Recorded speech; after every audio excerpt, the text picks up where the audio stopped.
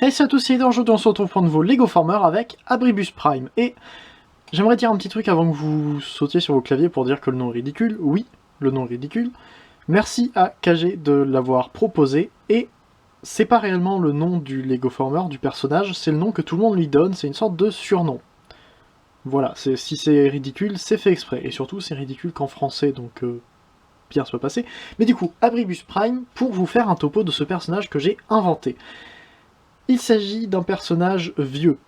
Quand je dis vieux, c'est très vieux. Si vous connaissez à peu près les personnages Transformers, nous avons Cup. Cup qui est un personnage qui est très vieux. Personne n'a connu Cup quand il était jeune. En gros, dans tous les Transformers qu'on connaît, personne l'a connu quand il était jeune.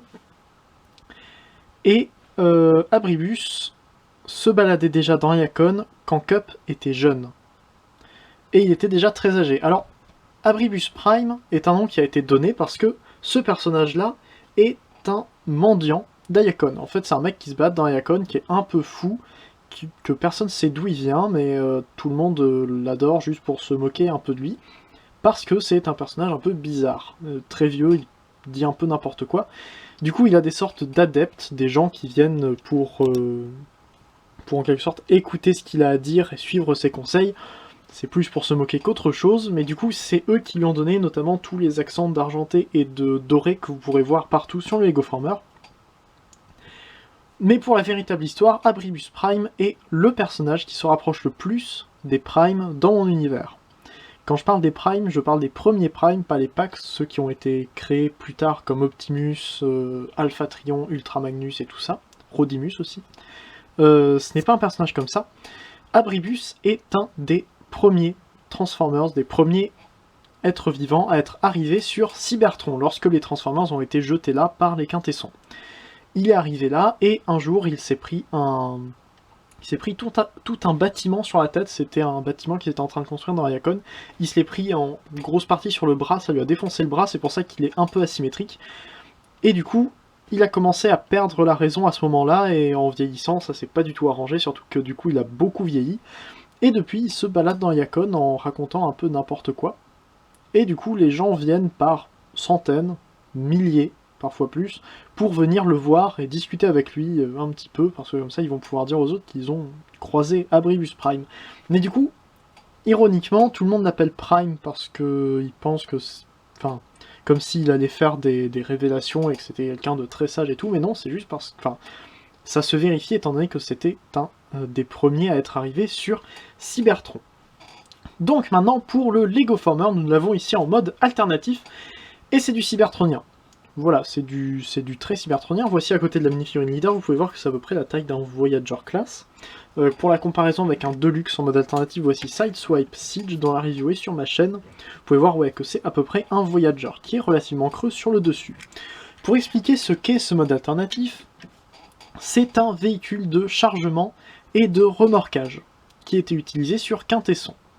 C'est pour ça qu'il a du coup une vitre à l'avant avec de la place à l'intérieur, enfin c'est vide mais normalement il aurait de la place à peu près pour mettre des gens dedans. Et du coup voilà, avec l'avant, une sorte de petite grille ici, quelques lumières et surtout des gyrophares ici. La chaîne a été rajoutée plus tard, ainsi que ces pièces là, avant c'était l'emplacement des phares. Donc on a les roues à cet endroit là. Sur le côté du coup ça fait assez plat au final, assez plat et large, c'est juste un rectangle. Bon, on a les bras qui se baladent ici, mais c'était à peu près comme ça. En fait, ça fait une sorte d'emplacement ici pour mettre des trucs. À l'arrière aussi, un petit peu. Comme on peut voir du coup sur le dessus, comme ceci. Voilà. On a un gyrophare en plus ici. Quelques aérations un petit peu partout. Vous voyez qu'on a pas mal d'argenté un peu partout. J'ai essayé de mettre de l'argenté et du doré. C'est pas forcément symétrique et c'est fait exprès. Étant donné qu'Abribus est un peu asymétrique au niveau des bras, vous pouvez voir que chacun des côtés ici est différent. Et à l'arrière, nous avons la partie remorquage, donc avec une pièce qui peut donc se baisser, comme ceci, pour avoir ainsi de quoi remorquer un véhicule. Donc par exemple, si on prend Sideswipe, qui n'est pas à l'échelle, voilà ce que ça donnerait. On peut aussi, évidemment, venir ramener cette pièce-là plus vers l'intérieur, comme ceci, pour refermer. Et du coup, ça fait une sorte de remorquage. Les roues roulent comme il faut, que ce soit à l'avant ou à l'arrière. Et ça tient à peu près bien, j'essaierai pas trop de le secouer parce que c'est tenu à cet endroit-là par des ball joints qui sont très peu solides. Si vous connaissez mes Lego Farmer, les ball joints c'est pas quelque chose qui tient longtemps. Du coup, à l'avant, ça tient bien aussi, je suis content, mais à l'arrière, ça se balade un peu n'importe comment. C'est pas sécurisé, mais en même temps, ça permet de faire un petit espace comme ça. Donc je vais ranger cette pièce-là. C'est sur un ratchet qui est pris à cet endroit-là. Je sais pas si vous arrivez à voir, mais c'est à peu près par en dessous ici. On le verra plus pendant la transformation. Il vient avec un seul accessoire, ce n'est pas un guerrier, il a disparu avant la guerre. Il a disparu des rues d'Ayakon vers le début de la guerre. Personne sait où il est. Enfin, c'est Myrdain, hein, une Cartesson qui l'a récupéré, mais personne sinon d'autre que lui et celle qui l'a récupéré ne savent où il est. Et du coup, la seule arme, enfin le seul accessoire avec lequel il vient, c'est sa canne. Parce que c'est une canne, c'est une canne qui est faite à partir de différentes pièces qui ont été assemblées ensemble. On a un peu de doré, on a un volant, on a une roue ici, on a une sorte de panneau là, et du coup ça se finit avec une sorte de pierre, petit truc comme ça, un petit truc d'énergie. En vrai c'est de l'énergie et ça servait aussi d'émetteur pour savoir où il se trouvait. C'est un petit truc qui a été donné en tant que cadeau, cadeau qui n'a rien de particulier, mais en fait c'est quelque chose qui est assez important pour l'histoire d'Abribus Prime, et du coup on peut juste poser ça comme ceci à l'intérieur. Ça dépasse un peu à l'avant, mais c'est pas grave, de toute façon il se transforme quasiment jamais. Voilà. Donc on va pouvoir passer à la transformation. Malgré une asymétrie visible au niveau des bras à cet endroit-là, et un petit peu au niveau des supports qu'on a ici, c'est surtout l'arrière qui va devenir asymétrique, le reste se transforme de manière tout à fait normale. Donc on va déjà enlever sa canne, on en aura évidemment besoin en mode robot. Je vais la poser ici, parfait. Par où on va commencer? On va commencer par défaire un peu les bras, les ramener un petit peu mieux. Du coup on va les prendre et les ramener comme ceci, ainsi, comme ça. On a juste un ball joint, vous voyez, vous ne voyez pas, un ball joint à la base, comme ceci. On vient retourner entièrement et ramener comme ceci. Voilà, on n'hésite pas à appuyer là-dessus, parce que les pièces ne tiennent pas beaucoup, ça tiendra beaucoup mieux en mode robot. Ok. Ensuite, on va venir détacher l'arrière, donc on va prendre déjà la pièce de remorquage, on va venir la ramener vers le bas, et ensuite on va venir détacher la pièce grise sur le dessus de la pièce gris clair qui est juste en dessous, comme ceci, voilà, et comme ça j'y fais assez attention parce que du coup c'est pris sur ces ball joints là et j'évite de les abîmer. On peut donc venir ramener ça vers le haut sur ce ball joint ici, et ramener entièrement vers le bas, et là ça vient de se détacher, rien de grave. Il suffit d'arriver à rattacher comme c'était avant, c'est-à-dire comme ceci. Et voilà, et donc ainsi nous avons ça qui va rester là pour le moment, ça servira seulement à la fin. On va ensuite venir à l'avant et on va détacher les pièces comme ça qui tiennent les phares de la pièce grise qui est en dessous. Comme ceci, et comme ceci. Voilà. Ensuite on vient ramener ces pièces-là un peu vers l'extérieur, et c'est là, en fait, tout le principe de la transformation est basé sur cette étape-là. Il faut prendre cette partie-là et la ramener ainsi, pour ensuite venir replier ça comme ceci. Et là, donc, on a un peg qui va venir se mettre ici. Il suffit juste de séparer un peu à cet endroit-là. On vient appuyer dessus et tirer comme ceci. Et voilà, on a tout ça qui est fait. Pareil ici. On n'hésite pas à venir appuyer là-dessus parce que, encore une fois, c'est pas forcément très solide, c'est très fin à cet endroit-là. Du coup, on ramène ça comme ceci, on vient refermer entièrement et on vient appuyer sur la roue pour qu'elle vienne se passer d'un axe à l'autre, en fait. Enfin, que sur le même axe, ça bouge comme ça, vous voyez, c'est détaché un peu ici et ça vient s'attacher là, ce qui fait que ça tient. Comme ceci. Ensuite, on peut venir ramener les bras un peu vers le haut. On peut utiliser cette pièce-là pour ramener comme ceci, et on vient simplement écarter entièrement. Les épaules sont faites. Voilà. Donc évidemment, ça va former les jambes, donc on ramène le torse vers le haut, et on vient ramener vers le bas sur cet axe ici, comme ceci, et vers le haut, comme ça. Voilà, en fait on vient étendre pour pouvoir mettre les genoux dans l'alignement, comme ceci. Le backpack s'est encore détaché. Donc, tout est en train de se détacher, c'est un peu lourd, c'est normal. Donc, comme ceci, et on vient ramener ça, comme ceci. On peut venir ramener ces pièces-là vers le haut. Comme ça, au moins, il y aura un peu moins de problème au niveau de la masse de tout ça. Comme ça et comme ceci. Voilà. Ok. Donc, on peut laisser ça comme ça. On va maintenant travailler un peu là-dessus. Donc, pour l'avant, on vient prendre ces pièces-là ici, les phares, en fait, et les retourner comme ça vers le haut pour les mettre un peu sur un petit angle, comme ceci. Voilà. Je trouve que ça rend le tout un peu plus vivant, un peu moins carré. C'est plus sympathique. Et ensuite, on va venir prendre la pièce jaune qui est là et venir l'attacher ici. Donc, on prend, on ramène tout simplement vers le haut. On a 3 axes, donc on a ces 2 axes ici, plus celui-ci, et celui-ci donc qui est collé seulement à ce bras-là et pas à l'avant. Et donc on vient ramener comme ça. Et le torse est fait. Et maintenant, il n'y a plus qu'à remettre les bras droits, tourner la tête, comme ceci, la ramener au milieu, et il n'y a plus qu'à regarder tout ça ici, qui va former en fait la cape. Et c'est quelque chose que j'aimais bien, en fait je m'imagine que les proportions d'Abribus ont beaucoup changé, qu'au début il avait des jambes qui étaient un peu plus longues que ça et plus articulées, finalement ça s'est un peu compressé, et tout son backpack est devenu une cape au fur et à mesure du temps.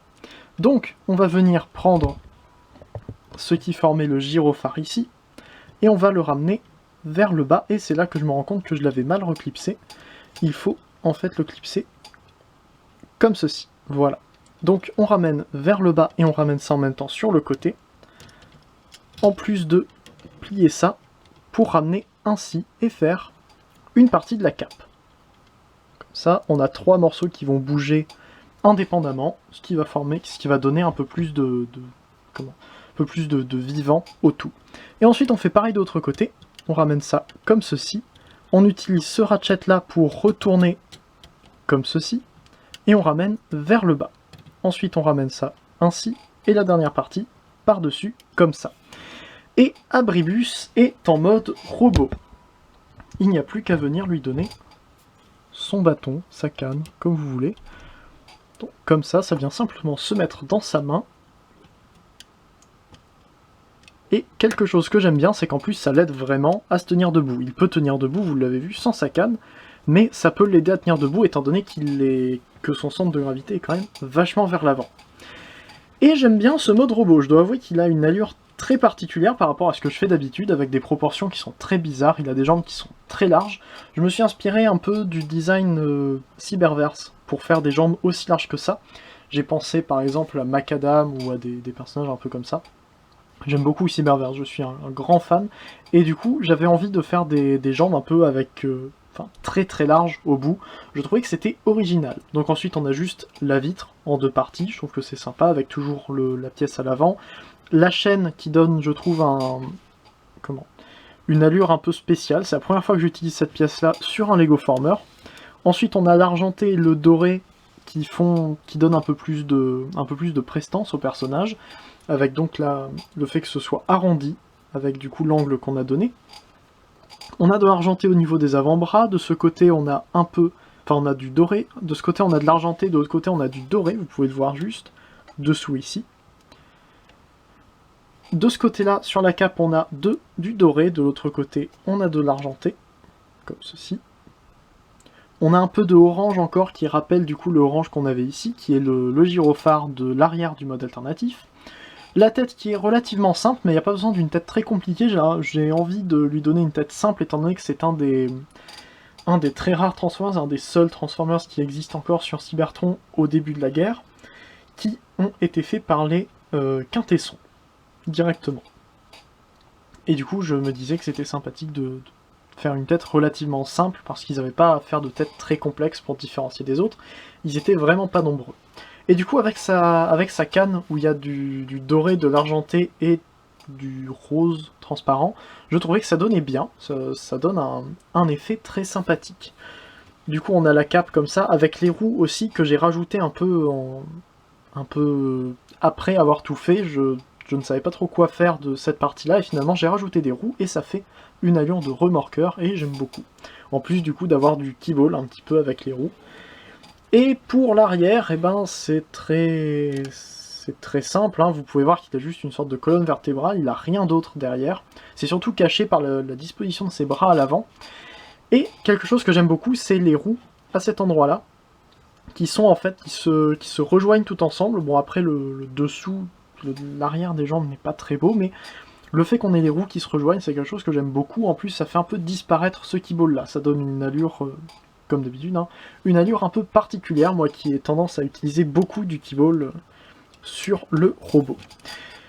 Au niveau des articulations, je trouve qu'il est quand même bien articulé, même si au niveau des jambes ça manque un peu, mais après vu qu'il est vieux, il n'est pas censé faire beaucoup de trucs, enfin bouger beaucoup les jambes, donc la tête peut bouger de gauche à droite, il peut la monter et la descendre, mais c'est sur un axe qui est beaucoup trop loin, donc c'est pas très utilisable. La cape de ce côté-là peut se monter sur cet axe-là, mais sinon elle est sur un ball joint, plus un ball joint pour chacune des pièces comme ça, plus celle-ci. Ce qui permet d'accéder au bras, qui a donc une rotation à l'intérieur, au niveau de l'axe de transformation, ce qui permet d'avancer et de reculer le bras. Un ball joint qui permet d'aller à peu près jusqu'ici vers l'avant, mais vu qu'il a les bras assez courts, c'est un peu empêtré dans sa cape. Vers l'extérieur jusqu'ici, ça tourne, et un coude à 90 degrés. Pareil de l'autre côté au niveau du bras, mais à cause du keyball qu'il a ici, et du coup de la cape qui bouge elle aussi sur 2 ball joints consécutifs, on a un petit peu plus de problèmes. Du coup, c'est le bras dont je parlais, le bras qui s'est fait écraser lorsqu'il était en train de construire Ayakon. Voilà, donc c'est pour ça qu'il a des pièces bleues. Je pense que je les ferai aussi d'une couleur différente sur la version finale, enfin la version LDD colorisée, que je devrais peut-être faire ce soir. Je verrai pour la faire le soir du tournage, nous sommes le 9 avril au moment où je tourne ça, pour vous donner une idée. Ensuite, au niveau des jambes, c'est simple, on a juste des ratchets, enfin un seul ratchet vers l'avant, un seul cran, comme ça, et vers l'arrière, ça peut aller entièrement en arrière, mais c'est pas forcément très utile. En gros, il est très statique au niveau des jambes, mais c'est pas grave, j'ai plus... Enfin, je trouve qu'il est déjà assez bien comme ça, il n'a pas forcément besoin de bouger beaucoup, et surtout ça fait une... Comme je dis, ça fait une présence assez particulière parmi les autres Transformers en Lego que j'ai fait. C'est un personnage auquel j'ai envie de donner un petit peu d'importance, étant donné que je ne parle pas souvent forcément de mon univers dans la globalité, mais c'est un personnage qui pourrait avoir un lien avec Voltage et Half-Track, qui sont déjà présentés en Lego Farmer sur ma chaîne. Il pourrait tout simplement aller les rencontrer pour leur parler des débuts de Cybertron, parce que lui s'en souvient un peu. C'est très enfoui, c'est enfoui très très loin dans sa mémoire au moment où Voltage et Half-Track font leur recherche, c'est-à-dire à peu près au milieu de la guerre.